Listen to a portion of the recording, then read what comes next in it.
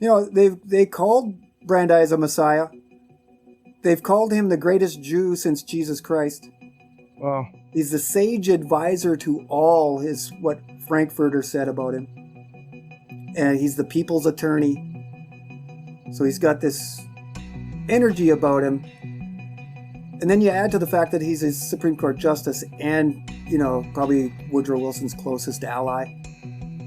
And then, he's a Rothschild agent from before he was born, because when his family come here as 48ers, they arrive in America with a Rothschild agent by their side to help them locate a place in the West to set up shop. And so Louis Brandeis' father, Adolf, was an agent for the Rothschilds. So we can see that later on, Brandeis is working directly with the Rothschilds, and this is why. Because, they came to America with a plan.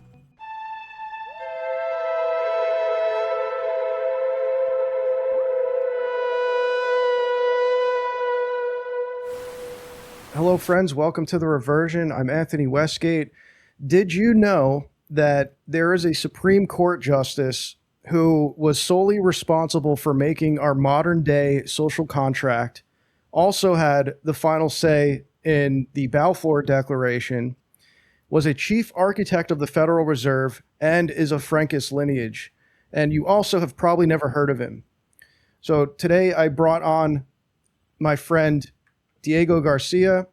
He runs the YouTube channel History of Propaganda, and he's here to talk about this character. And I'll just turn it over to you and have you maybe can introduce more of who this guy is. Sure.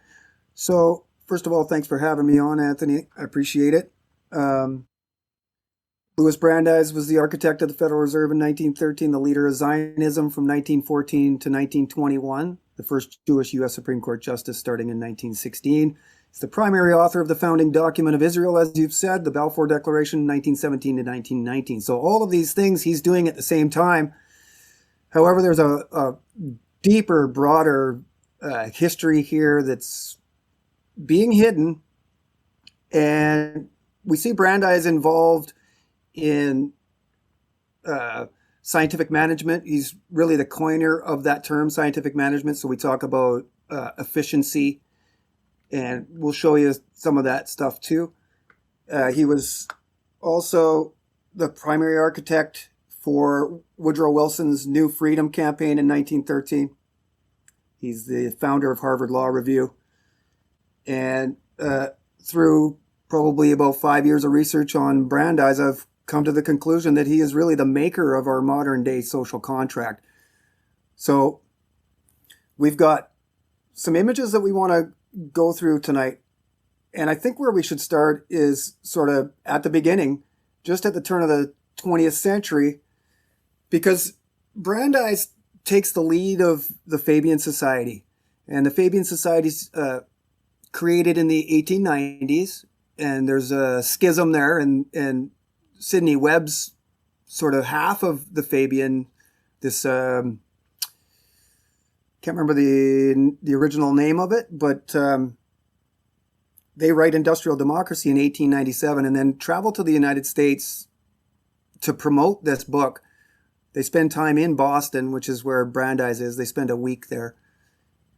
And Brandeis borrows this idea of industrial democracy and efficiency from Sidney Webb, Beatrice Webb, and the Fabian Society. So very few people know that the Fabians actually created an organization in the United States around the same time that they were founded, and it was called the American Fabian League. And so on the screen now you see there's the American Fabian magazine, and this is the first edition. I think this is 1895. I think it says there. Yeah, 1895. So, Boston, Massachusetts is where it was founded. So this is Brandeis' hometown. At this point, Brandeis is the people's attorney. He's known as a pro bono lawyer, and he's doing all kinds of progressive social reform in Boston on the municipal level. And this really sort of gains the attention of the Fabians at this time. In Boston, Massachusetts, February 1895. And so we have William Morris. He's one of the real originators of this kind of Fabian thinking. And so you can see he's been put on the front cover of the very first edition. You can see in the upper left there, volume 1, number 1. Cost people 5 cents. Cost them 50 cents a year for the subscription of the American Fabian, founded 1895. And I think the American Fabian League was actually founded in the next year for some reason.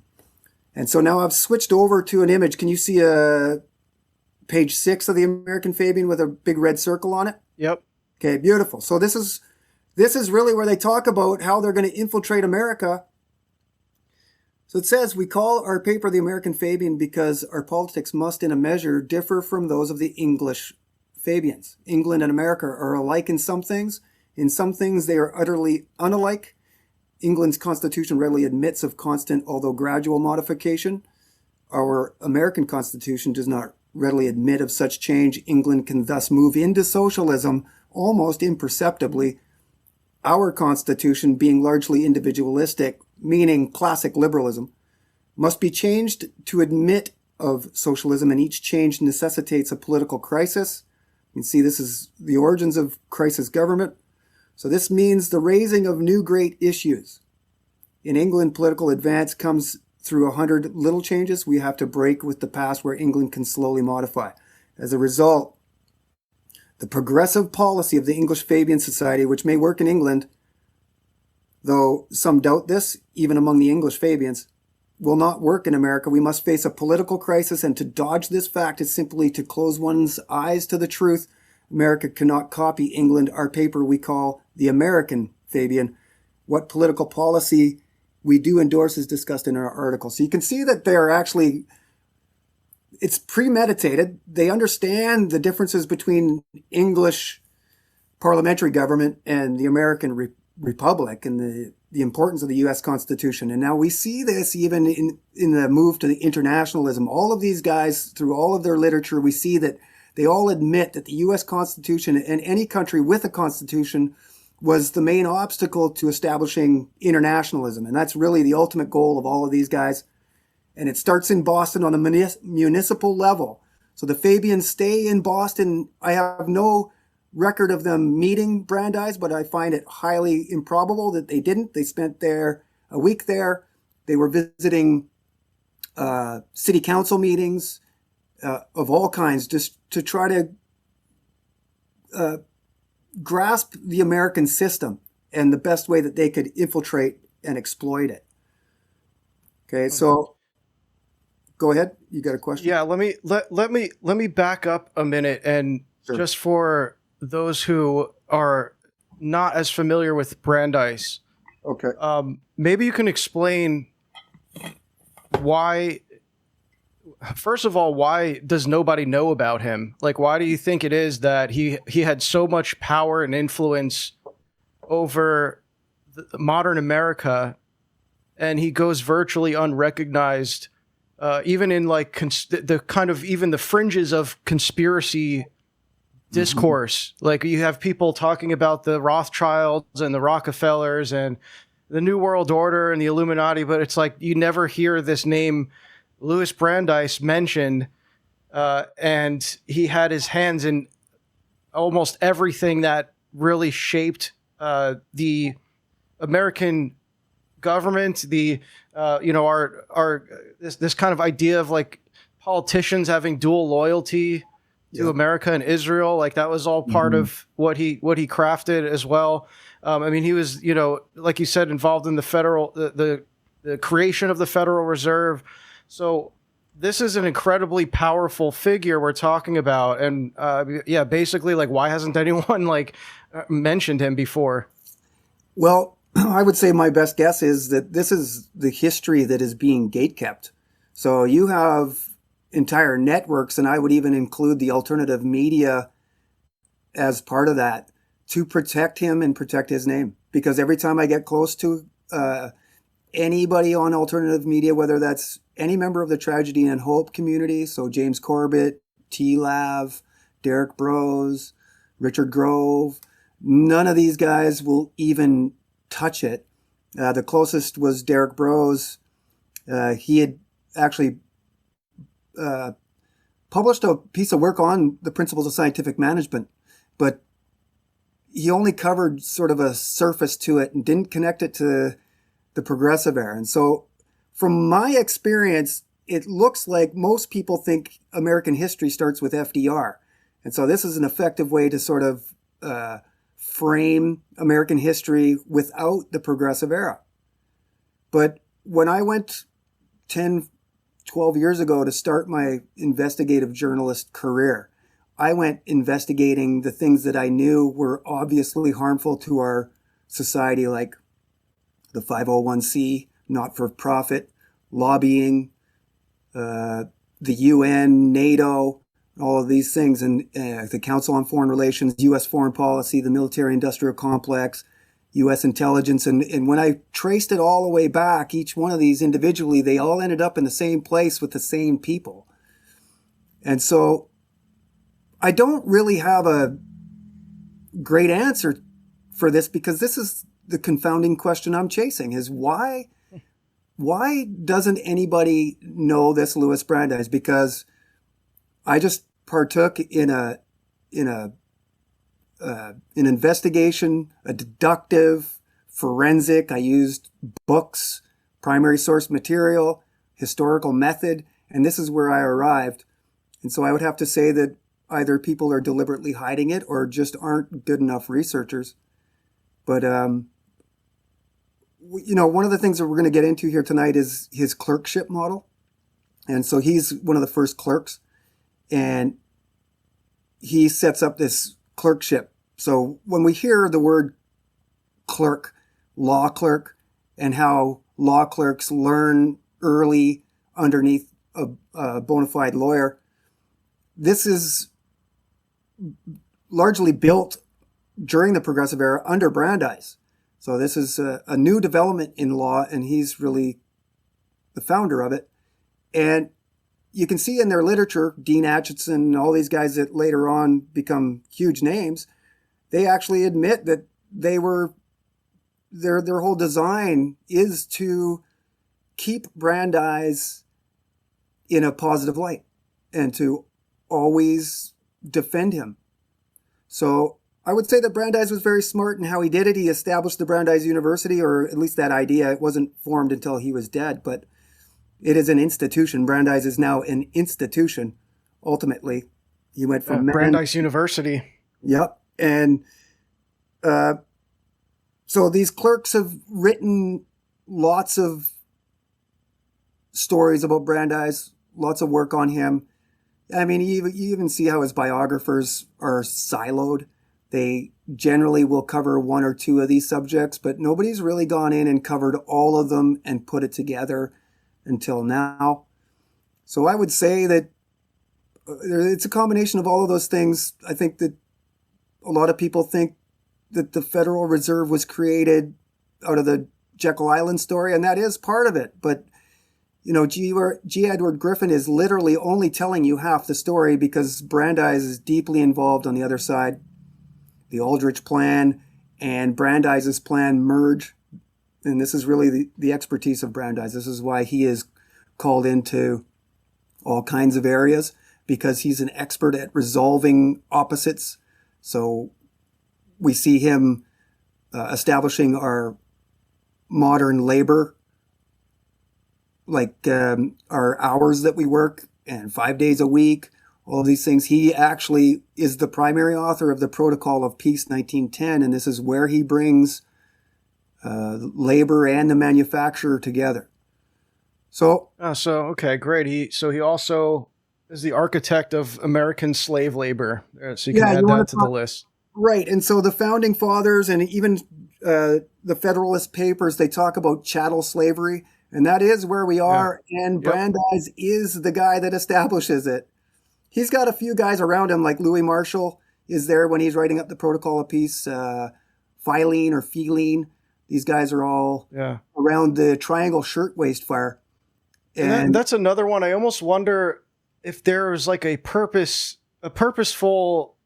almost like poisoning the well, although I don't know if that's the right term for it, where a lot of this stuff is ascribed to the Rockefellers or the Rothschilds, right? It's like a lot of people who know about the creation of our modern education system, for example, they usually attribute that to Rockefeller. It's like, oh, this was like, maybe there are some other figures involved, but like that's the kind of the common name everyone usually drops is like, oh, it was Rockefeller, who was, created. He has that famous quote, "I want a nation of nation of workers, not a nation of thinkers," right?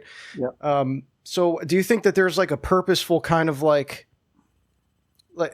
basically, is that from design? Is that by design? I mean, I know there's no way to answer that, but I mean, do you think that like there's something there where have you found anything in your research where there seems to be a covering up of Brandeis and maybe applying, the founding of these things to a different person? Yeah, 100%, because, Woodrow Wilson's a great example. Whatever you read, they'll say that Woodrow Wilson was the author of the New Freedom campaign. And this is 1912. This is the campaign that he won his election on over Theodore Roosevelt. It was called New Freedom. And so today, as I read research, even old books, they'll attribute New Freedom to Woodrow Wilson all day long.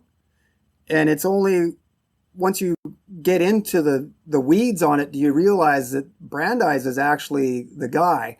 They meet in August at Seagirt, and Brandeis introduces Woodrow Wilson to the New Freedom campaign. And Brandeis meets Jacob de Haas within 2 weeks of meeting Woodrow Wilson. So he meets Woodrow Wilson and Jacob de Haas nearly at the same time. And this is right at the burgeoning moments of U.S. foreign policy, this move towards a Jewish state, Jewish homeland. And so today we see that Woodrow Wilson is largely talked about as a racist. And at Princeton University, where he was the president, the School of Internationalism that was developed there, they actually revoked his name. So you can see how they just sort of slide over the responsibility to, people like Woodrow Wilson, who was an idealist. He was a professor, but this goes a lot deeper than I think what he understood. So Woodrow Wilson was more like a gullible, useful idiot in many ways. Yeah. And he's a useful goy. Yeah, and we're going to show you here in the literature in a few minutes exactly that, because the Fabians travel to the United States to promote their book, and the people that they meet while they do this is quite incredible. And they go not just to the United States, but through the Commonwealth, 1897. So, and I just want to show your channel here, just for those who may be interested in knowing more about this. But this is the history of propaganda. So go check out, and I'll plug this again towards the end here. But you've got a lot of great, really important research here. Mm-hmm. You can go to playlists, and there's a whole series on Brandeis right here. For how many videos in here? 10, about 10 videos. So, really criminally underrated, I would say. Like it's a crime that you have just over 1,000 subs doing this kind of work. I mean, it's just a shame, and I think maybe has something to do with the fact that people don't even know to look for this guy. Yep. It's like they don't even know. Like he's so unknown that no one even knows like to look for him. And then even if you do search for Louis Brandeis on YouTube, you start to get those vibes of like there's a very carefully curated results that you're getting. Where you're not seeing stuff like this. I don't know if nobody else is covering it on YouTube, but you search Louis Brandeis, and even though you've done many videos on him, you don't even come up on the front page. So that's probably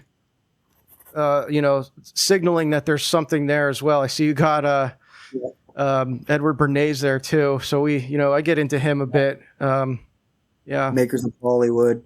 And Yep. Brandeis actually uses the word propaganda several times in his letters. Propagandizing Zionism. The term Yeah. didn't have negative connotation Right. back It was then. like advertising. Yeah. Yeah.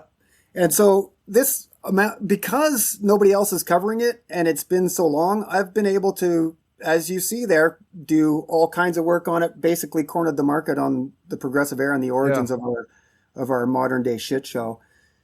Yeah. Well, keep doing it and keep, just keep putting the content out, because I do believe there will be a time, who knows like what would cause this, but there will be a time where people will, this name will be uncovered and people will start looking for answers and the truth about Louis Brandeis and his involvement in making our modern American landscape. And you'll be there. Your stuff will be there. It'll be somewhere. If it's not on YouTube, it'll be somewhere. But yeah, so definitely, if you're listening, go check out his work. So with that said, let's kind of get into the literature here then. Sorry. Sure.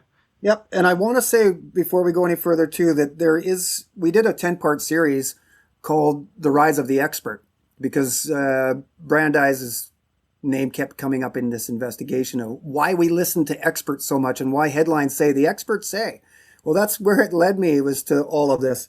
And so I did a 10-part series with my buddy Andy at the Deep Share that is still there on YouTube. So if you want to see the original 10-part series, go to the Deep Share on YouTube. Andy was incredible. He was doing these videos after a long day's worth of work, and he knew the importance like you do, Anthony. And so he really sacrificed his evenings, and I'd appreciate it if everybody went there first and foremost to see the original broadcasts of all of this, because he was like you in that case, and that he was learning a lot of this as we were going.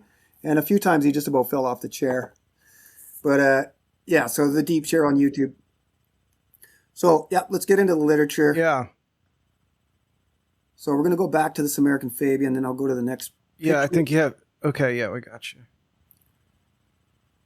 Okay. And so the American Fabian League 1895 or 1896 turns into the Intercollegiate Socialist Society.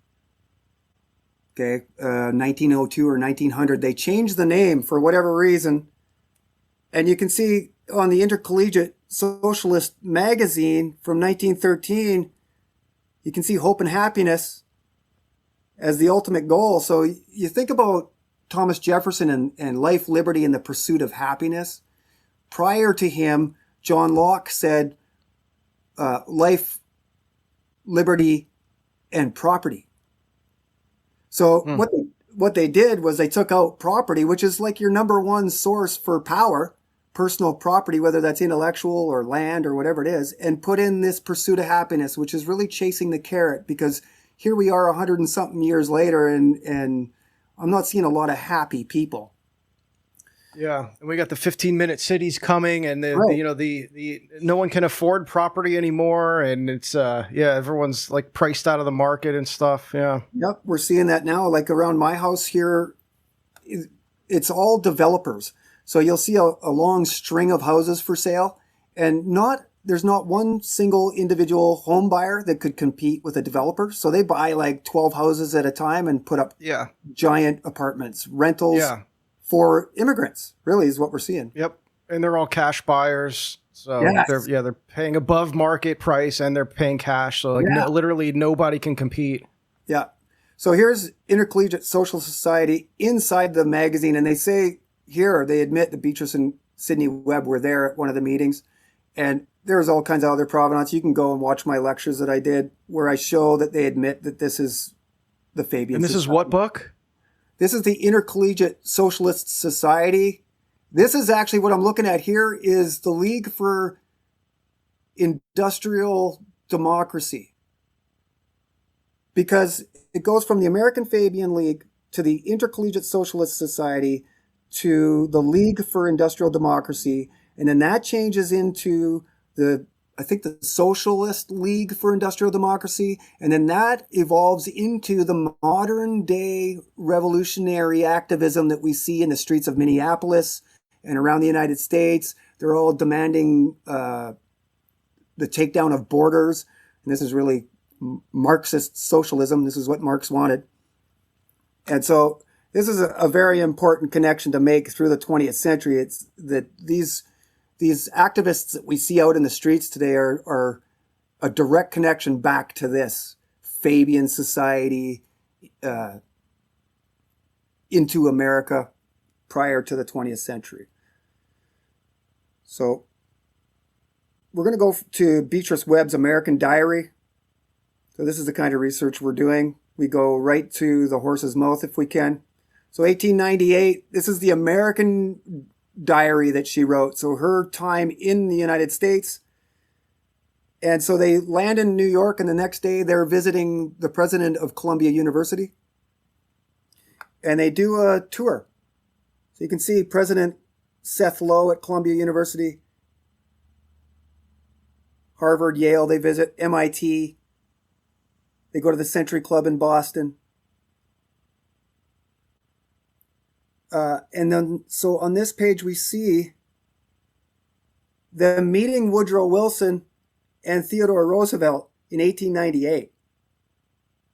And they talk about Theodore Roosevelt being a magnificent personality, and Woodrow Wilson they liked his mind. So you can see that, and they call these interviews. They don't say that they're just going to meet somebody. They say they're going to interview Woodrow Wilson and interview Theodore Roosevelt. They interview Roosevelt at a political salon.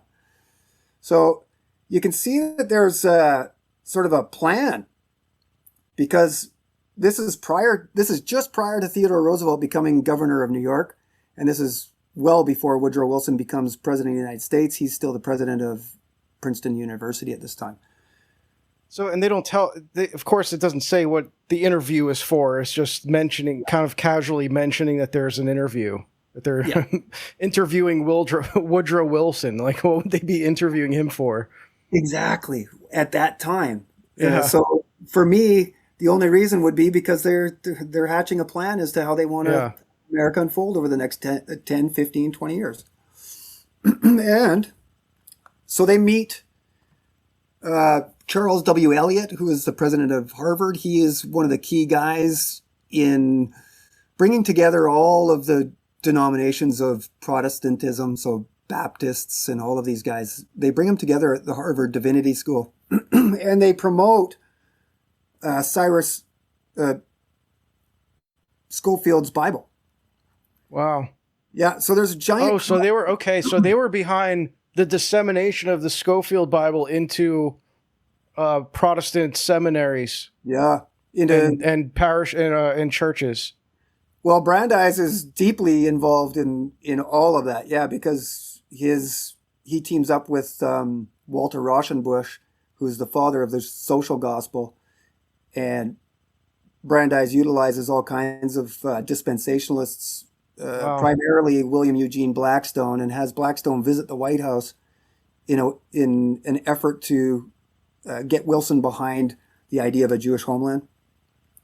So this is the meme that I made and I've been sharing.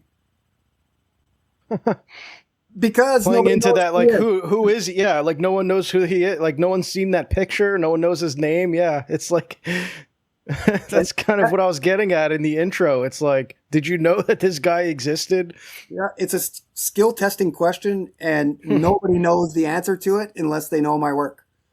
And now people that watch my work, they'll happily tell me, Brandeis, Louis Brandeis, and they'll even leave how to properly pronounce his name, because most people don't know even how to do that. I mean, I ran into Matthew Arrett, who's another researcher, and he denounced all of this, but he couldn't spell Brandeis's name correctly. So I asked him how seriously I could take him.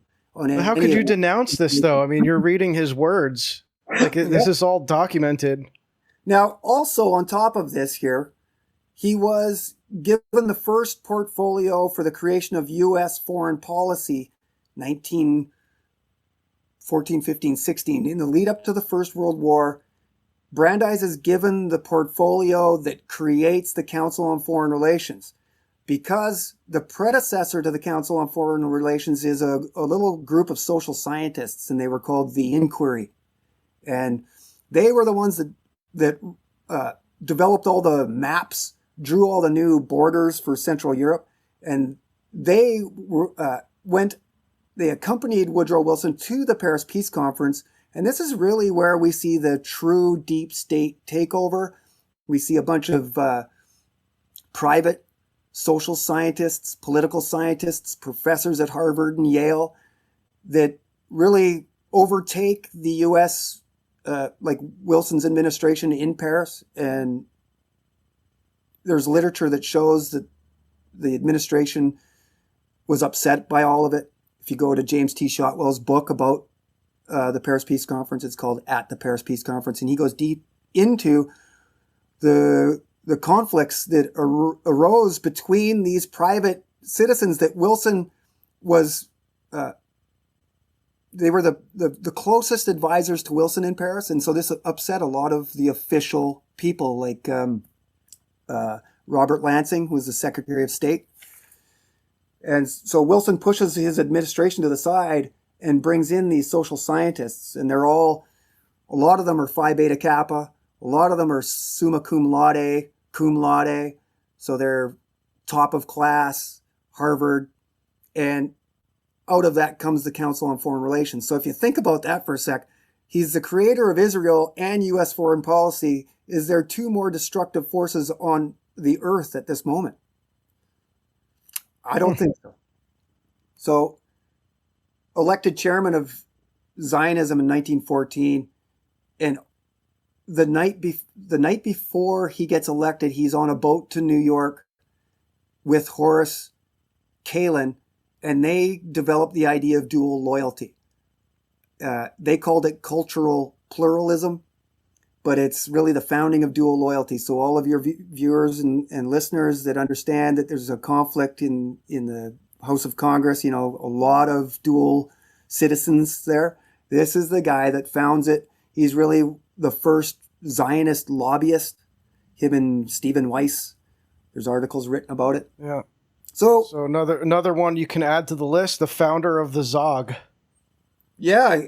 Brandeis is actually leading not just the Provisional Executive Committee on General Zionist Affairs. This is Herzl's former headquarters. They move it from Berlin to New York in the exact same way they moved the Frankfurt School to Columbia University.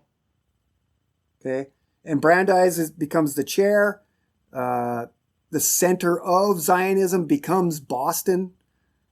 Jacob de Haas was the personal secretary to Theodor Herzl. Herzl, before he died, told Jacob de Haas to go to the United States to find influential Americans to help bring this Jewish homeland into reality. And he moves to Boston, not far from Brandeis, and becomes his personal secretary. And de Haas is the guy that admits in his book about Brandeis that Brandeis was given the first portfolio for the creation of U.S. foreign policy, the modern military-industrial complex that we see. You know what's interesting? I found this in my research that there's this book that a lot of people are becoming more aware of now, and it's an academic work. It's called Kabbalah and the Founding of America, and it's about how like these 18th century. It was 17th and 18th century Puritans, when they founded the Massachusetts Bay Colony. They were essentially the first Christian Zionists, at least speculatively. You could not really trace it back to a definitive point, but I would say in America, you can see that there was this kind of proto-Zionist attitude, a proto-Christian Zionist attitude, where they arrived first at the Massachusetts Bay Colony and they established it as a New Jerusalem. Like they called it the New Jerusalem. They saw the voyage through the Atlantic as like a almost like the parting of the Red Sea, like the Shekinah was following them and everything. That's why it's in the that's why it's on the first American seal. You see that there's the Shekinah, and they talk about it being like the guiding force that got them to the promised land or whatever, of like the, this new Jerusalem as a utopia. So I just find that interesting that it was actualized in the same location. Wow, that's amazing. Yeah, so the Puritans connection there is huge. That is part of the research that I'm not familiar with. I'm getting into it now. And that was really what brought me to you, was this later or the earlier research and trying to find this thread that keeps going.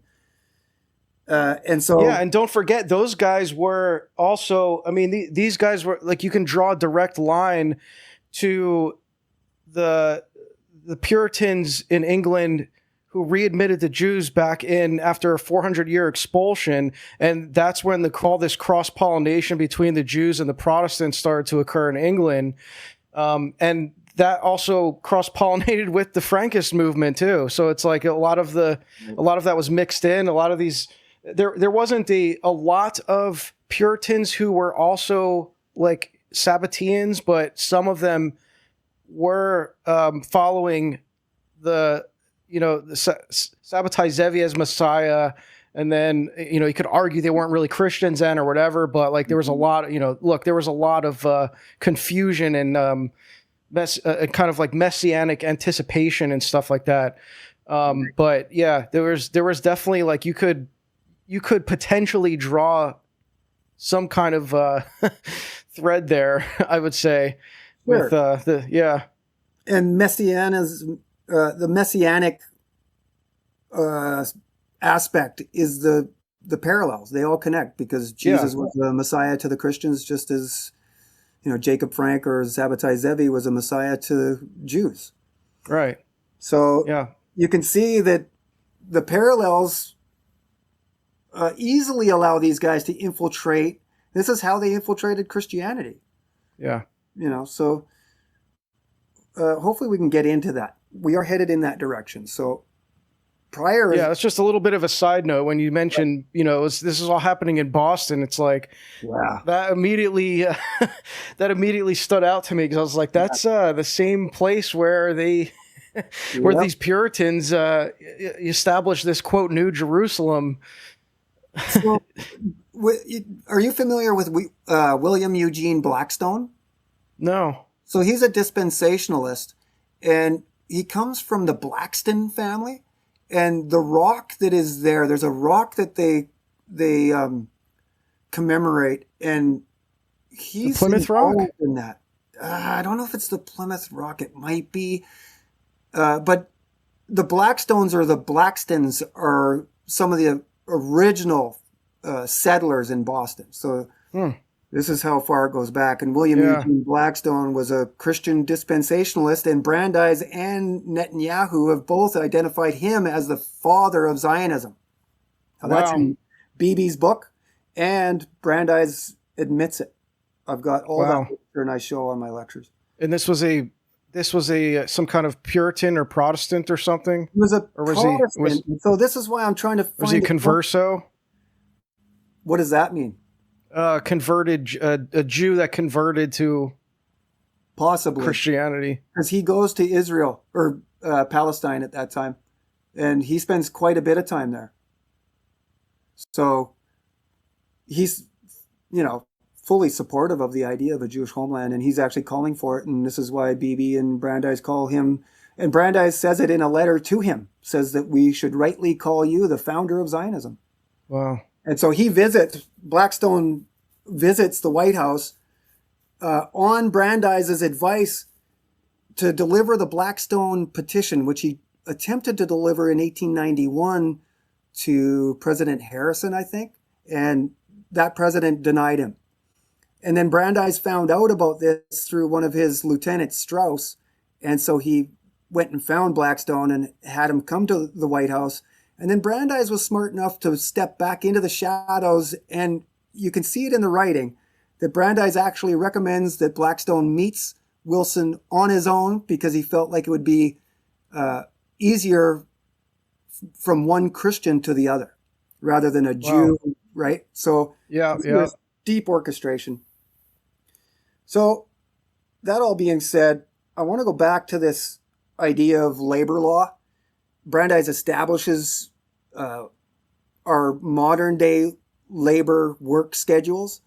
And how he does it is through this book here, The Principles of Scientific Management. It's published in 1909 by Frederick Winslow Taylor. Now, what this is called today is Taylorism. Yeah. But what it is efficiency. So this is the first step towards making not just factories and workers efficient, but the entire society. Now, what I circled there is a fasces.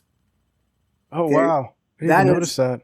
it is, and I have a copy of it right behind me. Wow. I paid $300 for it because I wanted to make sure that that was actually there, and it is.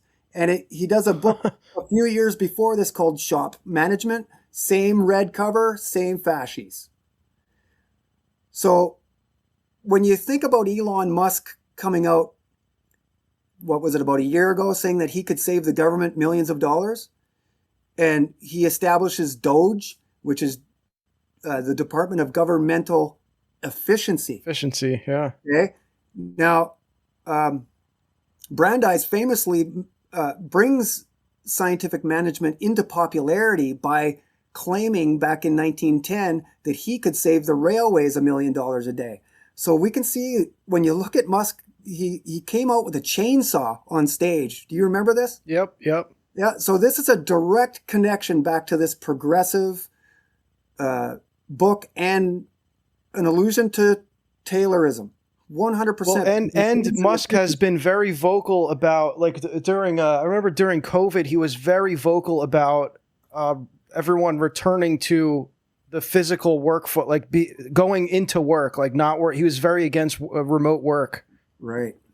I don't know if that's if that's anything, but there's probably some truth to that. And in this context, like, yeah, that is scientific management. It's like, how can you manage your workers if they're at home? Right, exactly. Well, I'd say that they are developing a system now that they'll be able to do that, even scientifically manage you while you're at home. I think that that's probably where this is going, or at least another alternative system. Yeah. So Brandeis popularizes the term scientific management. Up until about 6 months ago, AI like ChatGPT would admit that, but now they fight me on it. But you can see that he introduces that terminology prior to this book being published. So I really think that Brandeis was the guy that coined this term. But Brandeis takes control of the Taylor Society and directs these guys.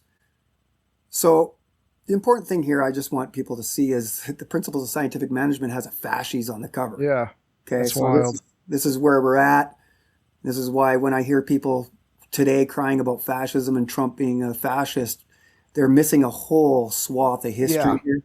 Oh, it's a total redefining of the term that misses the actuality of what it is and how there is like there is real fascism that's been going on in the US, but it's like a hidden fascism. It's not like because Trump is mean or something. But that's actually, you see the fasces in the it's like it's in some of the U.S. government buildings, right? Isn't it like in? Yeah, it's underneath both of Lincoln's hands at his memorial. There's a fasces under each hand. There's fasces inside the Washington Monument. There's several. Aren't they in the Supreme Court too? Is it the Supreme Court? I'm trying to remember which building it is. I don't know about the Supreme Court, but in the House of Representatives. Okay, yeah, that's what I was thinking. Yeah, fasces on either side of the American flag.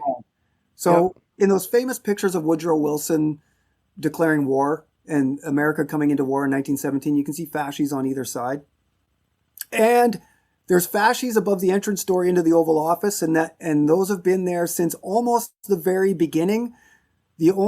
Because Theodore Roosevelt and Taft, prior to Wilson, are the guys that create the Oval Office. Prior to that, there wasn't one. And in some of the old, grainiest pictures you've ever seen, I think it's like a Zoroastrian sort of design above the door. But later on, I see clearly that it's a fascist. You can see it now today with Trump.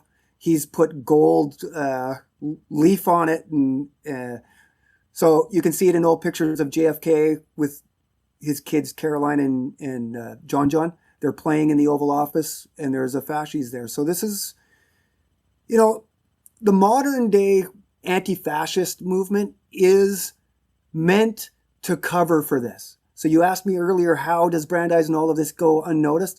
Similarly, we see a lot of woke culture being anti-Israel, which is kind of confounding to me because they all think that Israel was created in 1948. They don't know this backstory. So when you see all these pro-Palestinian protests at universities and all of these things, I think that this is deliberately trying to sidetrack guys like me, guys like you, that are showing that Israel has been the aggressor there since its founding in 1917. And so we see this woke layer over top of the creation of fascism in America. In the same way we see this woke cover over Israel. So I weirdly find myself aligned with these radical leftists on those two points, except they're vacant of the actual history and what's really going on. Yeah, so you can see it right there underneath "In God We Trust." Like two, pillars kind of framing the American flag there. Yep. That's it. And so I've tried to trace back when that happened. They've been there a long time.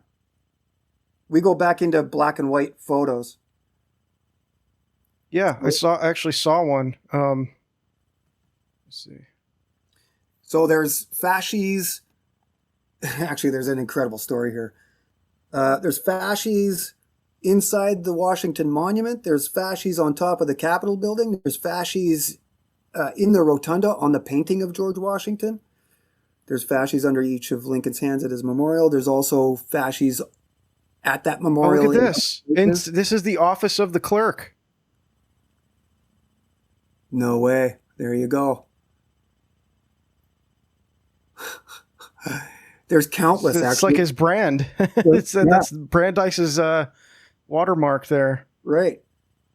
And so there's at least 6 statues of George Washington where he is standing beside a fascist, but his jacket is laid over it as a cloak.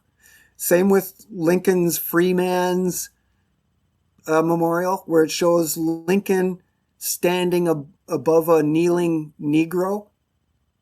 Well, Lincoln is leaning on a fascist, and I would argue that the prime focus of that sculpture was to advertise the fascists. So I invite your viewers, listeners, to go and look at that. And so this should blow your mind too. 1933, Chicago's World's Fair was called Century of Progress. Now, Italo Balbo was the leader of Mussolini's black shirts. He flies an armada. It's the first formation of large airplanes to cross the Atlantic, 1933. And they did it to promote and be a part of this Chicago's Century of Progress Fair. He flies into Chicago with these huge planes, lands on the lake there, and they're really welcomed with open arms. There's a ticker tape parade in New York for Italo Balbo. He visits the White House with FDR, has lunch with him, receives a Medal of Honor for his transatlantic flight from FDR. So you can see that there's a relationship here between America and fascism for a long time. And it's Richard Washburn Child, J.P. Morgan, Thomas W. Lamont, who were at that time and for many years later understood as American fascists.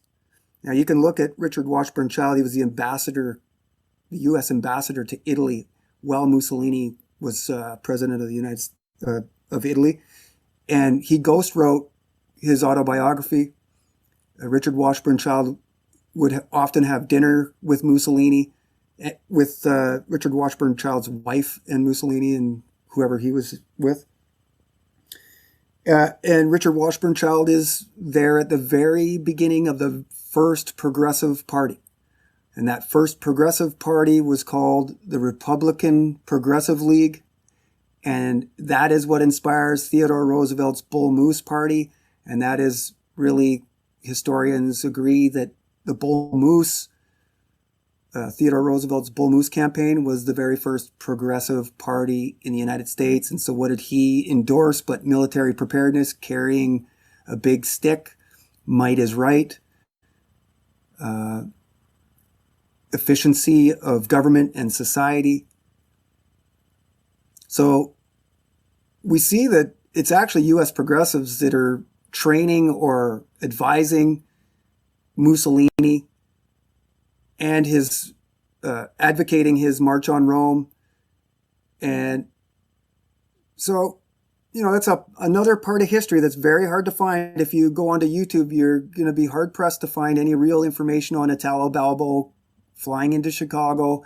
But I've accumulated a lot of video and pictures, and it is a fascinating section of American history. Thank you all for tuning in to the free preview of this extremely eye-opening episode of The Reversion with Diego Garcia from The History of Propaganda. This was one of the few episodes I've done where I was mostly left speechless as I listened to Diego expose how deep the Brandeis influence spreads through the American progressive era. If you want to have your mind blown further in the second half of this episode, you'll definitely want to get behind the paywall on Substack, where things get a bit spicy.